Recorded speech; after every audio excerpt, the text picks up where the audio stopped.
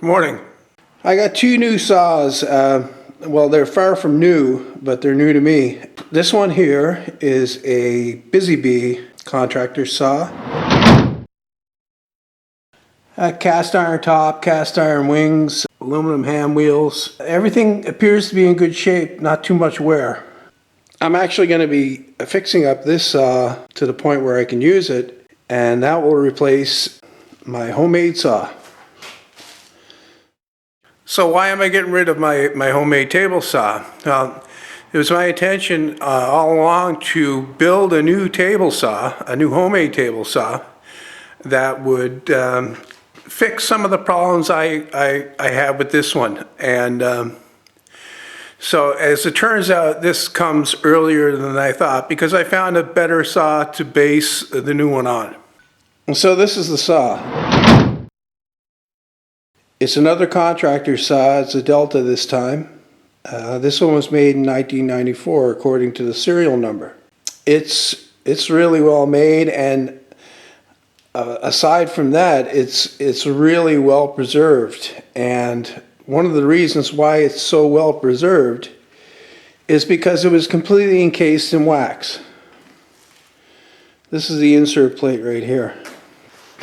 And what you see there, that's not sawdust, that's wax. The guy I bought this from said that this spent its life in a candle factory where they used it to cut up blocks of wax. So everything was covered with wax.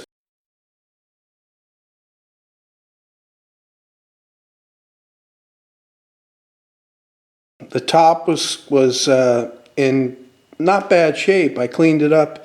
I guess it's lucky that it was wax because the top is nearly perfect. It's got some scratches, but it doesn't have any deep rust pits in it. The motor is the original Delta motor, 1.5 horsepower, and it seems to work fine. I don't know about the bearings for the arbor. They might be a little rough, or there might be still more wax in there. I had a real job to get all the wax out of this.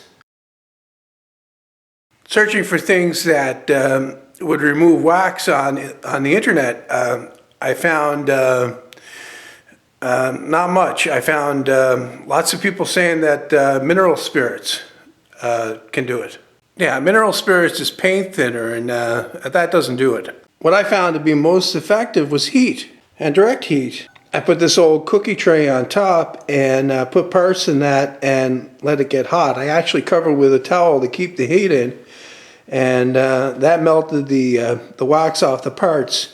I did that even for the motor. There was a lot of wax inside the motor as well.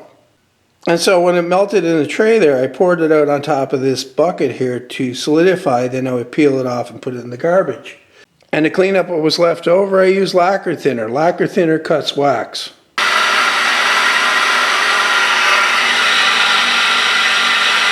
Yeah, it's a bit noisy, but there's no play in the arbor. And when I put a blade on it and I checked the runout, was very, very small. It's actually better than my other homemade table saw. So I'm kind of on the fence. I could spend $50, get new bearings for it, and change that out.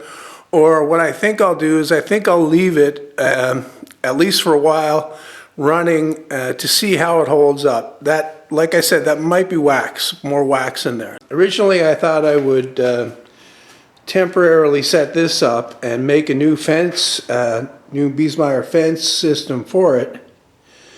But my plans work out that it's better if I do this in the final build, the fence system. So I'll hold off on that.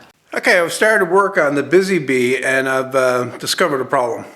The lift and tilt mechanism on the saw is really substantial, fairly well made, has no signs of wear, but the arbor is in rough shape.